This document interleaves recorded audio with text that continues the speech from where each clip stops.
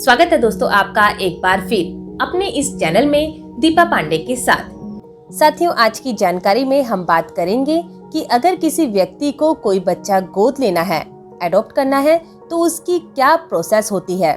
साथ ही हम जानेंगे कि Hindu adoption and maintenance act 1956 के तहत बच्चा गोद लेने या फिर देने की क्या क्या नियम होते हैं, कौन व्यक्ति बच्चा गोद दे सकता है या ले सकता है और कौन नहीं।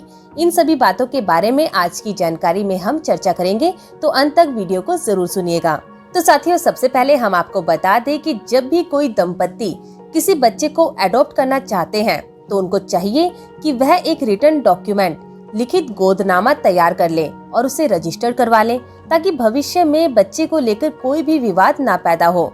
क्योंकि Hindu adoption and maintenance act 1956 की धारा 16 कहती है, जिसे आप स्क्रीन पर भी पढ़ सकते हैं, कि गोदनामे को रजिस्टर्ड करवाना एक लीगली वैलिड एडॉप्शन माना जाता है, जो कोर्ट में एविडेंस के रूप में भी मान्य होता है।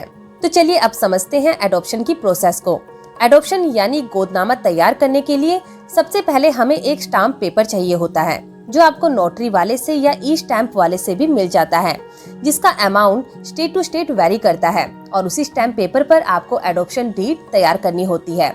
गोदनामा तैयार करते समय हमें उसमें बच्चे के जो नेचुरल फादर होते हैं, मदर होते हैं, उनका नाम, पता, सब डिटेल एंटर करनी होती है। और ऐसे ही गोद लेने वाले जो माता पिता होते हैं, उनका भी हमें पूरा विवरण देना होता है। जिस बच्चे को एडॉप्शन में दिया जाना है, उस बच्चे का नाम, उसकी एज, उसका जेंडर, वो लड़का है या लड़की, वो सभी उस जो डिक्लेरेशन है उस एडॉप्शन डीड में मेंशन होना चाहिए। और फिर दोनों पक्षों की उसमें फोटो लगी होनी चाहिए। इसके अलावा उस रिटर्न एडॉप्शन डीड में जो दो गवाह होते हैं, उनका नाम, पता, पूरी डिटेल होनी चाहिए और उनके सिग्नेचर होने चाहिए।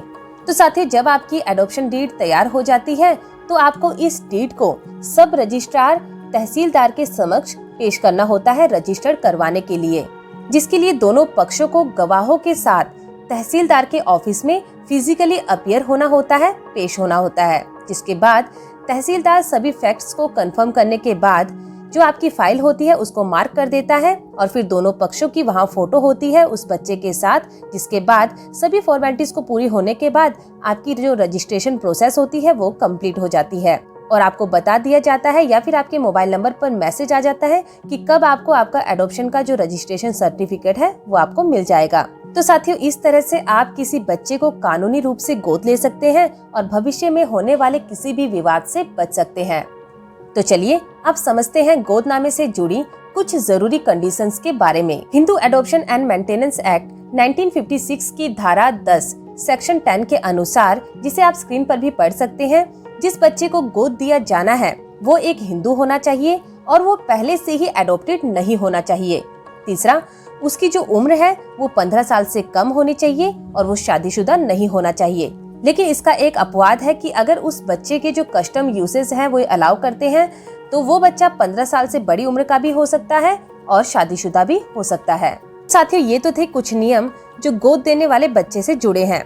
तो चलिए अब समझते हैं कि गोद लेने वाले और गोद देने वाले दोनों पक्षों के लिए क्या क्या नियम होते हैं। सबसे पहले हम आपको बता दें कि Hindu adoption and maintenance act 1956 की धारा 9 सेक्शन 9 कहती है कि केवल एक बच्चे के जो बायोलॉजिकल पेरेंट्स हैं, उसका नेचुरल फादर या नेचुरल मदर, वो ही उस बच्चे को एडॉप्शन में दे सकते हैं। अगर किसी कारण से उनकी मृत्यु हो जाती है या वो नहीं है, तब ही उसके जो गार्जियन होता है, जो कोर्ट के द्वारा अपॉइंट होता है, वही उस एडॉप्शन को कर सकता है।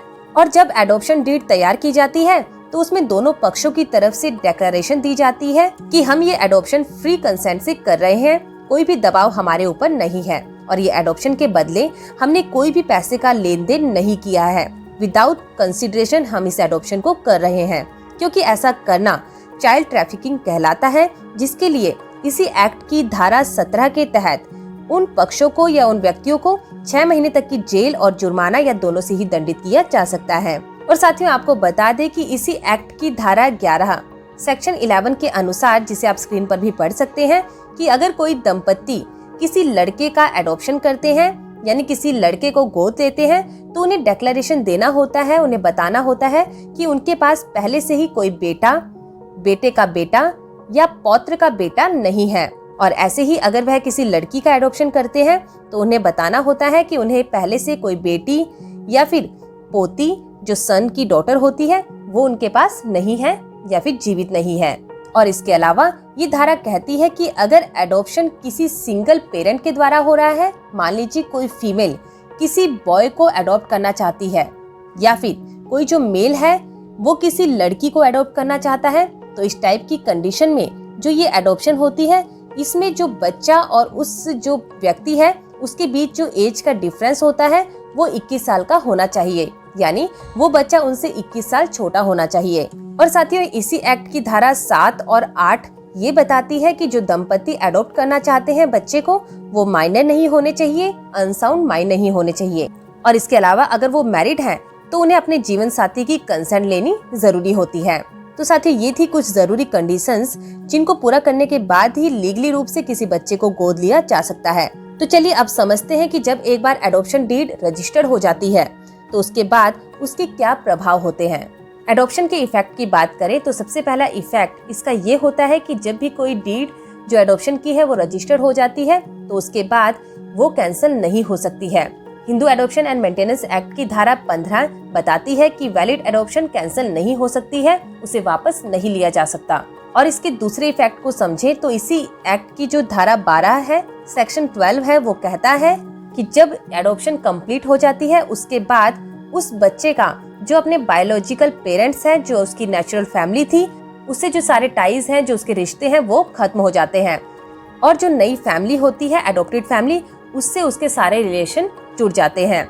लेकिन ध्यान दीजिएगा कि जब शादी की बात आती है तो जो उसकी बायोलॉजिकल फैमिली है, जो उसके नेचुरल पेरेंट्स थे, उनसे जो रिश्ते हैं उनके अंदर वह शादी नहीं कर सकता है। हिंदू मैरिज एक्ट के तहत तपिंदा और प्रोहिबिटेड रिलेशनशिप में आते हैं जो इसके अंदर वह शादी नहीं कर सकता है अपने बायोलॉजिकल फैमिली में।